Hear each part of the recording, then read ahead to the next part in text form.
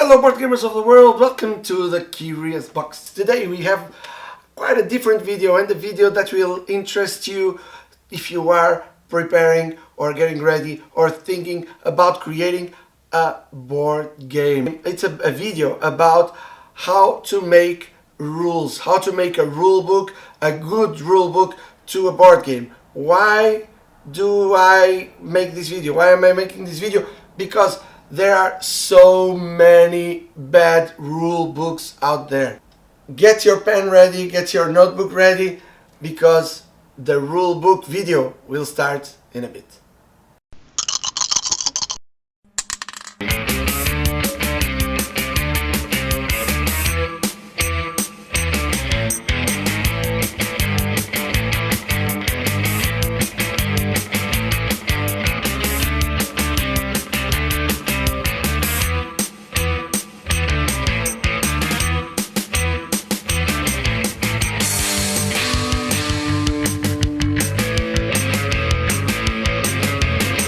Oh, rules on games, rule books. Oh my God, that is generally the biggest problem on getting a game arriving, being played to the general audience.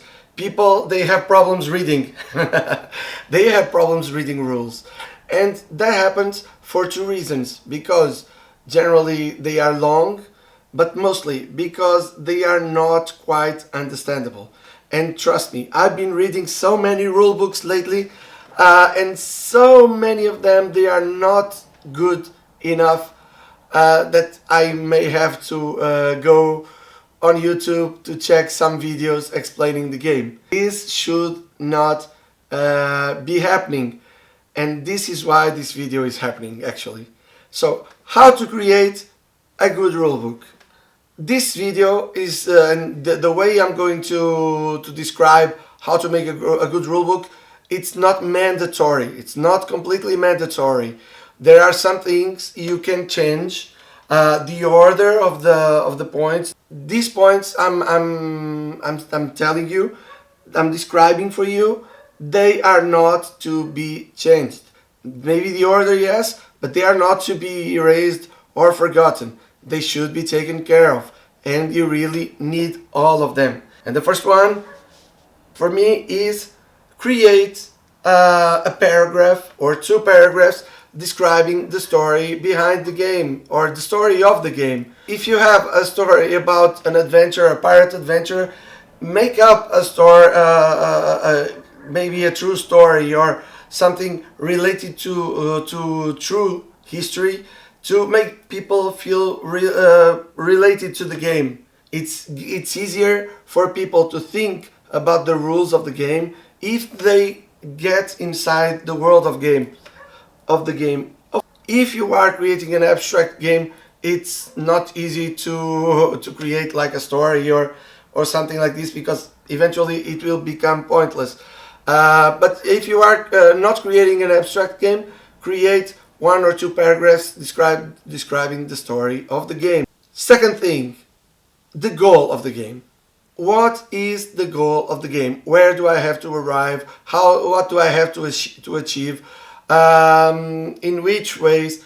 How do I get to win this game? Why is it very important to point it out in the beginning? Because if you know where you're going, you will understand easily while you're reading the rest of the rules.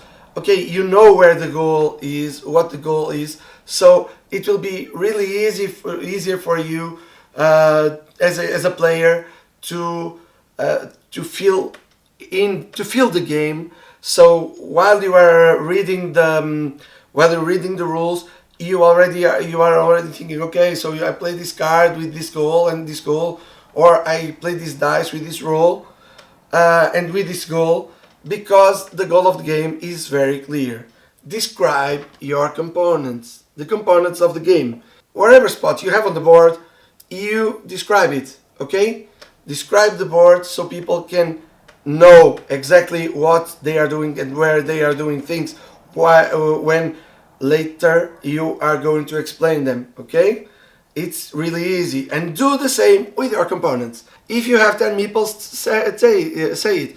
You have 10 meeples. You have 5 red meeples. You have 5 blue meeples. The red meeples are action meeples. The blue meeples are whatever meeples. Describe everything. If you have cards, describe the cards. These are hero cards. Hero cards have this space for, this is the name of the hero, this is the action he provides, this is the counter action, this is the bonus, whatever. Everything on your components you should describe. Most people are not so used to play games. And for this game, why would you limit your game? Why would you limit the range, the audience for your game if you can get it to everybody? Make it easy, make it clear, make everything clear in your game. How and when does the game come to an end? Only when I reach 100 points? Or maybe when I run out of cards or something else? Point out the ways that can lead to the end of the game. Alright, so here we are. After the end of the game, after pointing out how the game can end, just describe the setup, the board with pictures of the board, where the cards should be, if they are on the table, if they are in your hand, which order. Everything should be described, because a game cannot start without being set up. It's so easy. Okay, the first player has the first player card, and then he must have 3 cards in front of him plus 3 cards in your hands. Then on the board there should be cards on spot A, spot B, spot 3. There should be 2 dice in the beginning, 3 dice, 3 dice for the second player, whatever. Just get everything in a big picture and describe everything. Describe the phases of the game. Okay, phase 1, you need to product. Phase 2, you need to act. Phase 3, you need to resolve. Phase 4, you need to maintain. Whatever. This game has 7 turns. Alright? And this turn goes from left to right, goes in this order or that order. Explain everything. Then your turn, your period, your phase is composed by actions. Describe every action. First describe the turn, then detail all the actions that are in the turn, in each turn. Okay? Describe first phases or turns, and then describe the actions, detailing the actions. Right? What should I do in which action at which moment? What shall I do? What is mandatory for things to be understandable, for the game to be very easily playable? How do I determine the first player? Never forget this. Okay, it's my luck. I roll the dice. The person who has the highest value, it wins. Okay, perfect. It's the first player. Or I take the biggest, the highest value card. Or it's the last player who have been. If your game is about pirates, the last player have been at the beach. Just make it fun if you can. Otherwise, just make it clear, because it's important always to make it clear. All right. Let's review what I said until so far.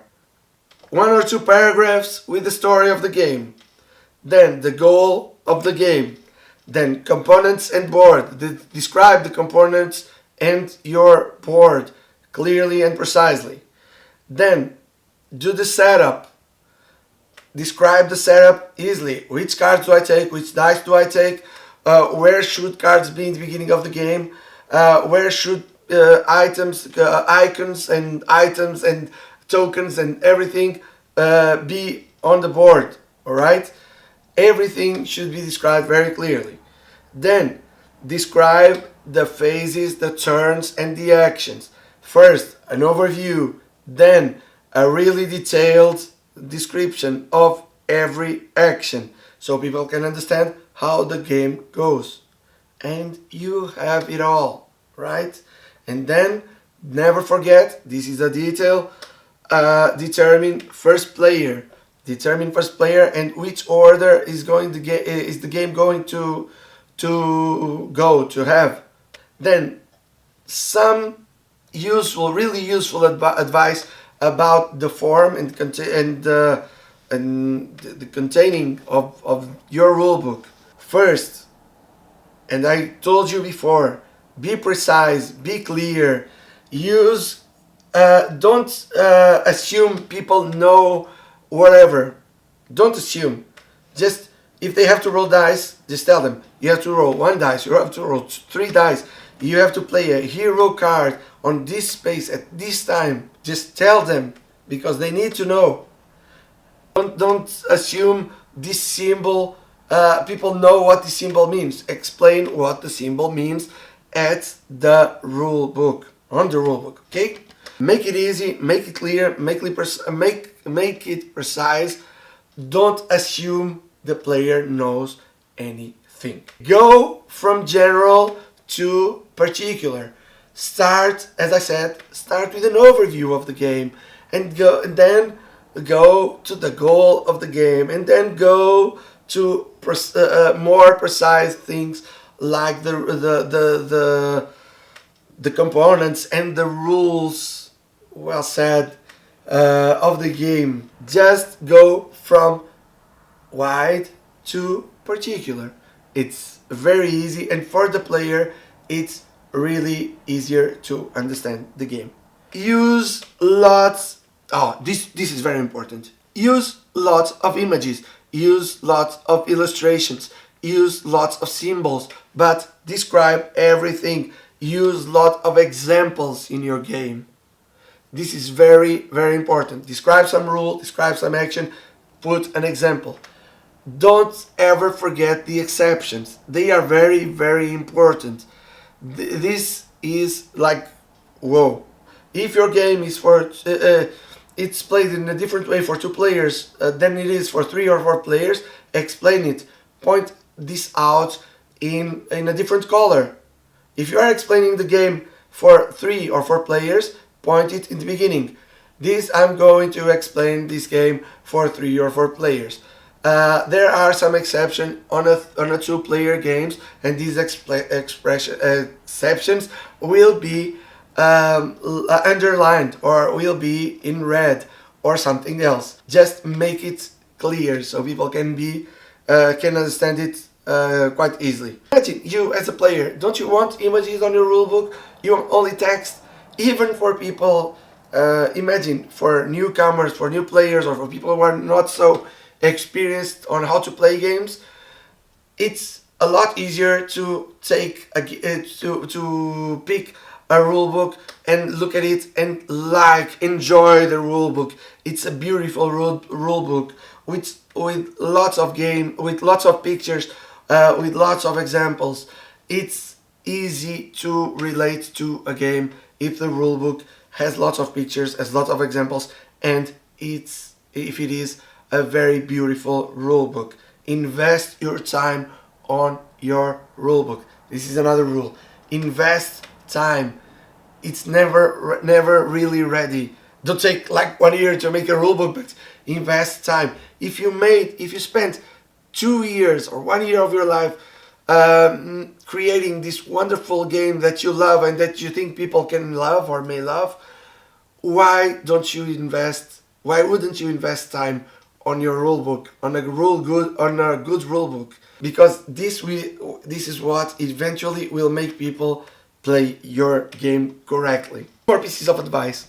1. Create symbols and put as much information as you can on the board. And create player aids, cards, where you can see the basic rules of the game. Action 1, production phase. Action 2, action phase. Action 3, whatever, maintenance phase or whatever. Just make it clear. A rule book, a player aid is very useful for people not to have to go again to rule book again and again and again until they understand completely the game. All right, make player aids and make and put as much information as you can on the board. I'll give you this example. Pandemic. They have on the bottom right corner, I think, the description of the actions people need to do for the game to go on. I take you, for example, Nippon. There, it's all explained, or almost all explained, on the board. So with lots of symbols, of course. It's a medium to heavy game, so you'll need to check the rulebook anyway. But if you wouldn't have these symbols there, you would spend like the double of the time to understand the rules completely. Put lots of symbols, lots of descriptions on your board, so people don't have to rely on the rulebook as much. And also, if you can, if you think it's useful, and it will be useful most of the times, create player aid cards, which will describe the rules, the main actions. It's so easy, and it's one more card per player. It's not gonna make your game more expensive for that. So do it like this. These are rules you really must follow to create a good rulebook. I have never ever read a rulebook, a really good rulebook, without all these items. I really hope, if you are creating a game, I really hope you like this video. I really hope you find this video useful. I really hope it helps you creating your game. So if you find it useful, if you find it helpful, just like the game, like the video. If you want to receive more and more notifications about the videos I produce here at the Curious Box, just subscribe to the channel. It will help the cause a lot, and it will help you also because it will bring you the new videos right on the time they come out. So because it's Monday, I have the confessions of the reflections of Tabletop Teacher coming out on Facebook. If you haven't been following my texts, I have been teaching board games on elementary schools, and those are my reflections about this huge adventure. It's only on Facebook, it's written text, check it out, it's really, really useful. Don't forget, we at the Curious Box are here every Monday and every Friday, and sometimes some other days of the week, and of course at many tables near you.